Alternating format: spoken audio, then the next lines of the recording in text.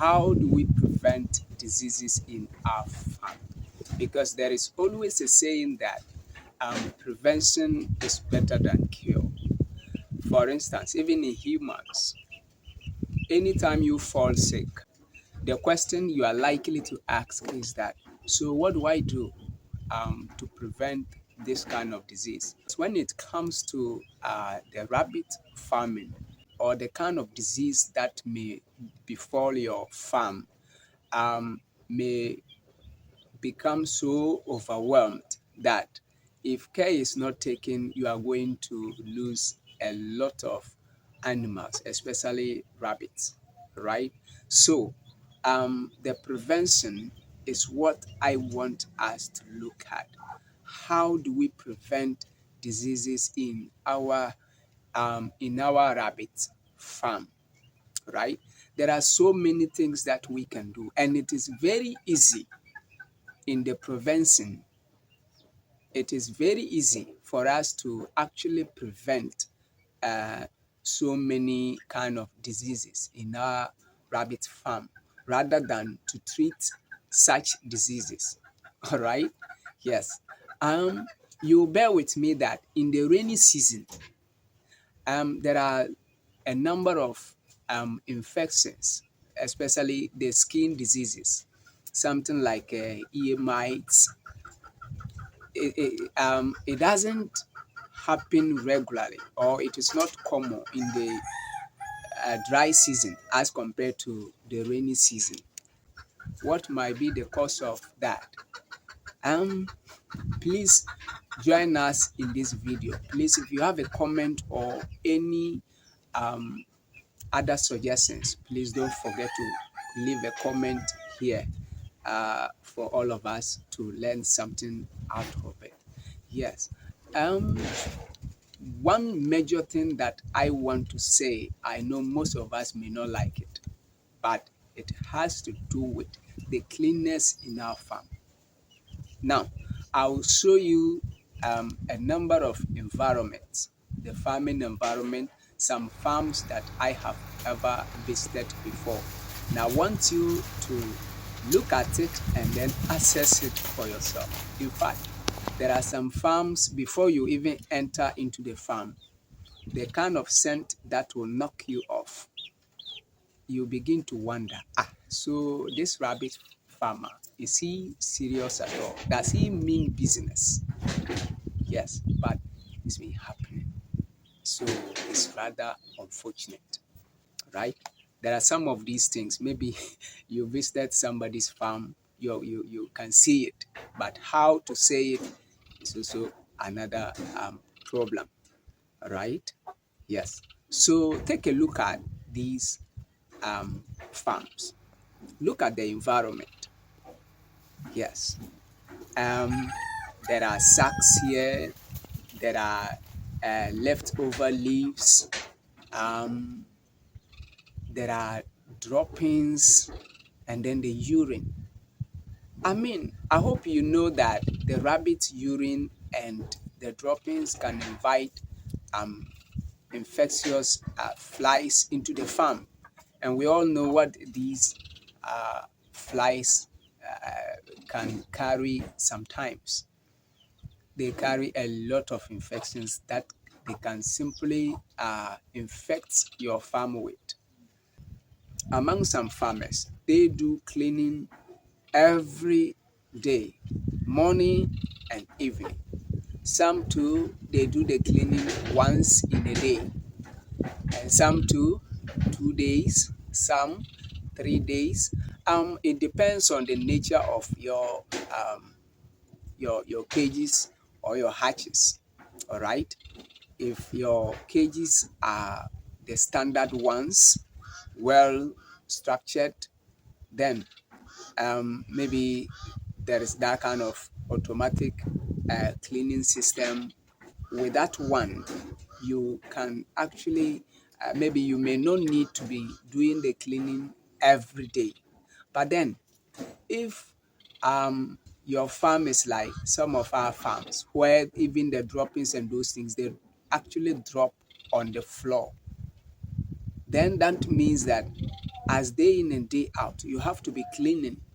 Okay, when they break, you have to sweep them off, and then even if probably you can spread some sawdust on the floor to absorb the urine and then the droppings. All right, and it will also make the urine and the droppings not to have a direct contact with the flooring. Okay, all these minimize the smell, and then it minimize the chances of your rabbits getting sickness or being infected. Now, people trooping into your farm, please do not turn your farm into a market square. Your farm is not a market square, all right? Or it's not a demonstration farm or a demonstration center, right? Yes, your farm is definitely not for demonstration, it's for business, right? So try to minimize the number of people that are trooping into your rabbit farm. This may cost you a lot, right? Simply, why am I so particular on this? Please, your farm, even in your own house, you should have people that enter into the farm. It is those that can help you to take care of the animals. They are the only people that should be allowed into your rabbit farm, and not everybody in your household. Now, so this is the reason. Now, when they break, all these people, they go out and come in. They go out and come in. They go to work. They go to the market square. They go to other places. And you can imagine when these people go out and they are back, some may even jump into the farm without maybe washing their hands or whatever. Let alone to even talk about sanitizer. You know, Corona came and then sanitizer became popular, right? Yes. So there is something that you should, if possible, try to nail out. Okay, try to, yeah. Let me put this on the inside. Try to spell out the rules to your farm on a simple board. Then you try to post it just to the entrance of your farm, whereby any visitor can see. All right, but some of us, you are out, and then somebody comes to buy a rabbit, and then he has to roam the whole farm. You want to touch all the rabbits in the farm. Now, they are infecting your farm with diseases. Maybe that person is coming to buy only one rabbit. At the end, it is going to cost you the whole farm. We know it's difficult, but it should be something that you need to be strict on this one. Like the question is, do you want your farm to keep running? It's for you to decide. If you want your farm to keep running, then please keep friends, brothers, whoever, keep them away from your farm. All right? Structure some few cages outside the main farm, whereby you can keep fryers or any rabbit you want to sell. You keep it there so that anytime a buyer comes into your farm, he is only limited to what you have kept there. All right, he buys it and go. Viewers, where do you get your feed to feed your rabbits? Some of us, we are likely to buy feed from the market square. All right, some of us even cabbage leaves. Some of us, we are likely to go and convey them in the market square, come and dump it for our rabbits. please desist from going to the market to gather rabbits for your rabbits. Yes, it's not advisable. And then there is one thing, maybe somebody is not having a buck. So he wants a buck from your farm to use and then bring it back. This is not business. It cannot be done anywhere. All right? Desist from that. Unless it's somebody that you trust. It's somebody that you are all doing the same thing. All right? You trust each other. You are using the same rules to run your farms. Quite apart from that, don't release a buck to somebody to go and use in his farm and then brings it back. All right? Yes. When you do that, you don't know what the buck will carry back into your farm, right? And then when you buy rabbits from somewhere, please have a separate place for these rabbits.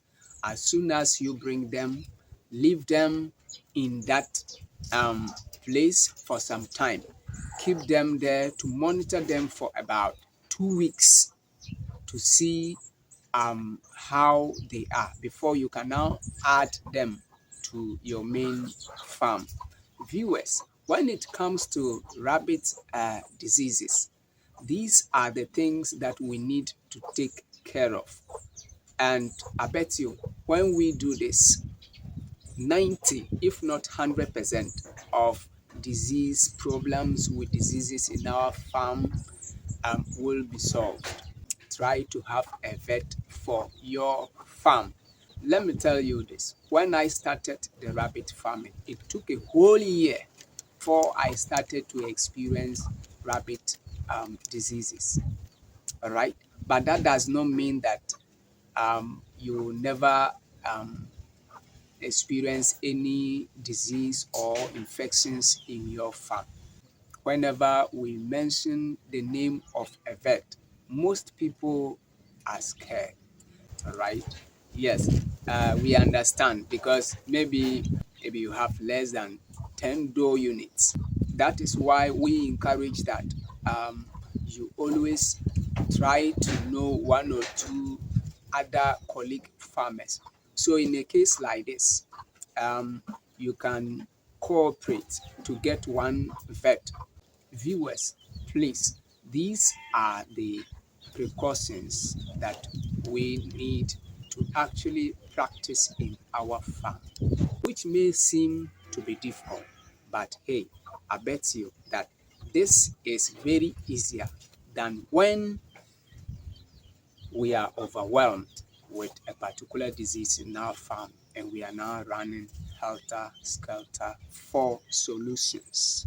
God bless you for watching this video. See you again in the next video. Bye.